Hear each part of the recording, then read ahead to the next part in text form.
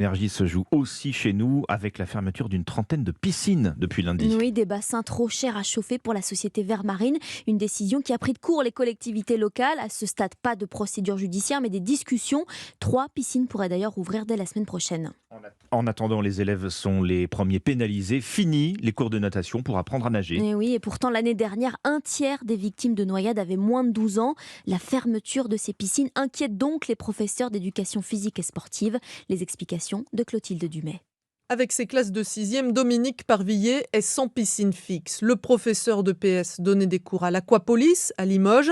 L'établissement est fermé depuis lundi. Le problème, c'est que l'entrée au collège est la dernière étape pour obtenir l'attestation savoir nager, obligatoire pour pratiquer une activité nautique. À l'arrivée en 6e, on a environ, nous, dans notre collège, 30% des élèves qui ne savent pas nager. Et donc, on est censé, dans les textes, leur valider le savoir nager. Les textes de 5e, 4e, 3e, même du lycée ne parlent pas du savoir nager comme une obligation. Donc, c'est extrêmement compliqué d'aller à la piscine, de pouvoir avoir des créneaux pour les élèves après la 6e. Donc, ceux qui n'ont pas appris à nager, c'est souvent très compliqué par la suite pour ces élèves-là. En France, 800 000 enfants n'ont déjà pas pu apprendre à nager à cause du Covid et la situation pourrait empirer.